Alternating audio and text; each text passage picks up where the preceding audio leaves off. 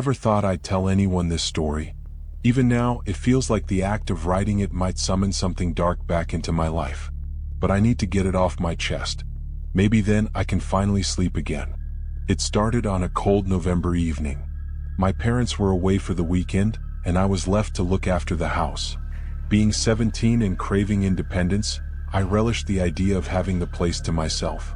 That night, after finishing homework, I curled up on the couch with a blanket, a bowl of popcorn, and my favorite horror movie. How ironic. Around midnight, the first thing that fell off was the sound. A dull thump, like something heavy dropping upstairs. My heart skipped, but I brushed it off. Probably the pipes, I told myself. Then it happened again, closer this time. The popcorn bowl trembled in my lap. I grabbed my phone and turned on the flashlight, creeping toward the staircase. Each step creaked louder than I remembered. Halfway up, I noticed something chilling. The faint outline of bare footprints on the hardwood trailing down the stairs, wet footprints. I hadn't been outside. "Hello?" I whispered, my voice trembling. No response.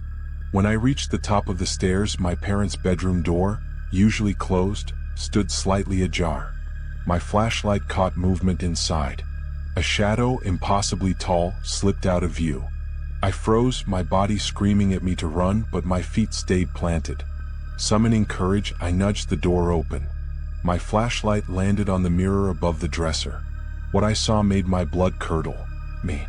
But the reflection wasn't moving like I was. It stood still, staring at me, its eyes glinting unnaturally bright. I stumbled back, gasping for air. A low, guttural voice echoed in the room. "You're not alone. You never were." I don't remember running downstairs or locking myself in the bathroom.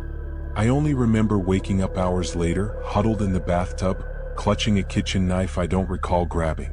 The police found no intruders, no footprints, no evidence of anything strange. But the mirror in my parents' room? It shattered completely on its own the following day. I've since moved out of that house. My parents sold it soon after. But every now and then, when I glance at a mirror in the dead of night, I swear I see it. That reflection that isn't me, just watching, waiting.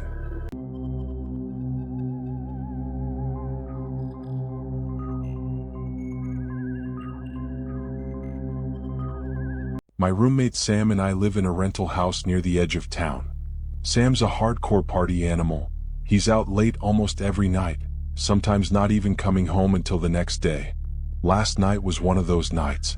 With the house all to myself, I decided to take advantage of the peace and enjoy a couple of beers on the porch swing we'd set up. The weather was cool and still, the kind of night where the silence feels alive. It was nearly midnight and the neighborhood was completely still. I'd been out there for maybe 40 minutes, lost in thought, when I noticed someone walking down the street. At first, nothing seemed unusual, just a tall guy in a hoodie. But then I noticed his movement. His legs carried him forward in stiff, mechanical steps, while his upper body barely moved, as if he was a mannequin. When he got closer to my house, he suddenly stopped, dead center in front of my driveway, and stared directly at me. "Hey, do you need something?" I called out, trying to sound more confident than I felt. No response. He just stood there, unmoving, his face hidden by the hood. My skin prickled with unease. Then, as if on cue, he turned and started walking up my driveway. Adrenaline kicked in. I stood up and yelled, "Get off my property," but he kept coming. Without waiting to see what he wanted, I bolted inside, locked the door, and glanced out through the peephole. He was standing right outside the door, just staring at it. A second later, he reached into his sweatshirt and pulled something out. It looked like a hammer or maybe a crowbar. My chest tightened as I realized he was planning to break in. I didn't waste another second. I ran upstairs, locked myself in the bedroom, and dialed 911. Keeping my voice low, I told the operator what was happening. Downstairs, I could hear the splintering sound of wood as the front door gave way. Then there was silence. The waiting was excruciating. Every creak of the house felt like his footsteps on the stairs. I braced myself for the bedroom door to swing open. Instead, I heard the sound of tires screeching outside.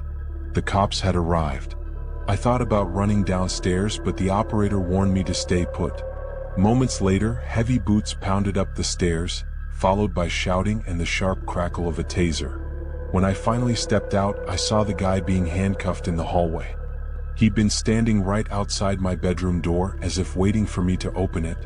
The police told me he was extremely drunk, but he refused to explain why he targeted my house or even why he was on my street.